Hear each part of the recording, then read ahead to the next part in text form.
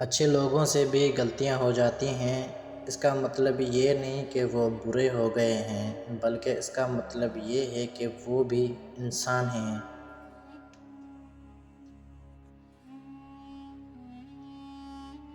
مضبوط وہ لوگ ہیں جو روزے کے بعد اپنے آپ کو خود سمجھائے اللہ ہے نا، سب ٹھیک ہو جائے گا۔ پتہ ہے انسان کو سب سے زیادہ تکلیف کب ملتی ہے؟ جب وہ غلط انسان سے اپنی زندگی کی ساری امیدیں جوڑ لیتا ہے۔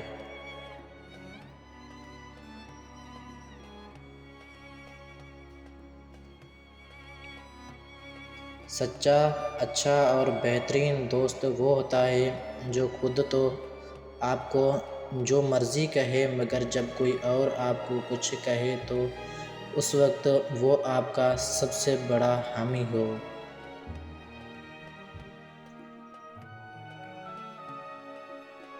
بڑے کہتے ہیں بیٹیوں سے ڈر نہیں لگتا، ان کے نصیبوں سے لگتا ہے، ورنہ جتنا احساس بیٹیاں ماں باپ کا کرتی ہیں بیٹے کر ہی نہیں سکتے۔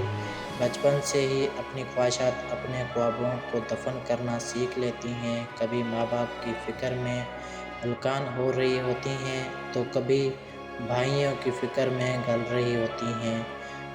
پھر بھی لوگ کہتے ہیں بیٹیاں بوجھ ہوتی ہیں، جبکہ حقیقت میں وہ بچپن سے ہی بوجھ بانٹ رہی ہوتی ہیں۔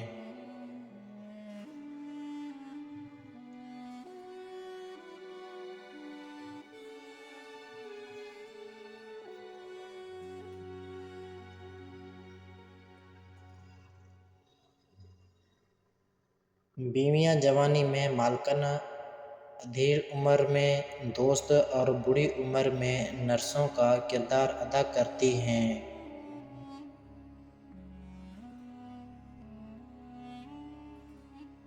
ایک بیٹی اور ایک درخت دونوں کا گھر میں ہونا ضروری ہے، کیونکہ درخت ہمیشہ دھوپ میں سایہ دیتا ہے اور بیٹی ہمیشہ درد میں ساتھ دیتی ہے۔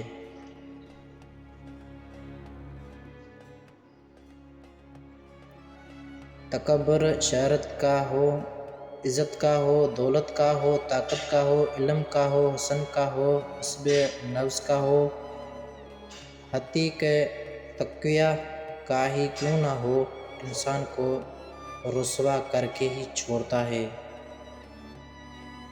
یقین تو سمندر میں بھی راستہ بنا دیتا ہے، یقین تو سلگی ہوئی آگ کو بھی ٹھنڈا کر دیتا ہے۔ تو تم اپنے رب سے اتنے مایوس کیوں ہو؟ یقین معجزوں کا بہت خاص حصہ ہے، اور وہ آخر میں تمہیں تمہارا یقین کیسے تھام لے گا، تم اس کا تصور بھی نہیں کر سکتے۔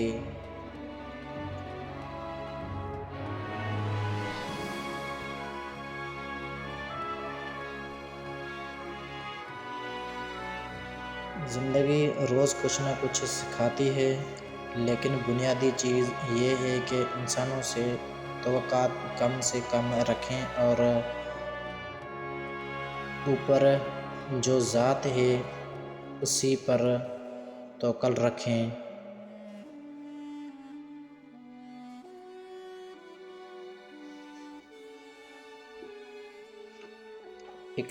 اخلاق وہ موتی ہے جس کی کوئی قیمت نہیں ہوتی، مگر اس سے ہر چیز خریدی جا سکتی ہے۔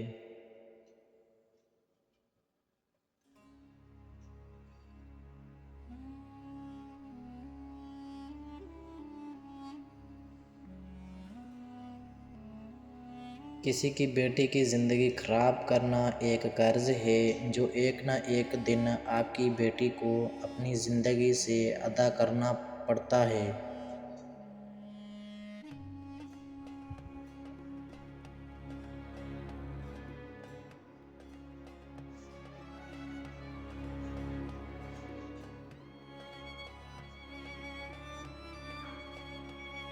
جب کوئی انسان ناراضگی دور کرنے کے لیے پہل کرتا ہے تو اس کا ہرگز یہ مطلب نہیں کہ وہ غلط تھا، بلکہ اس کا مطلب یہ ہے کہ اسے انا سے زیادہ رشتے عزیز ہیں۔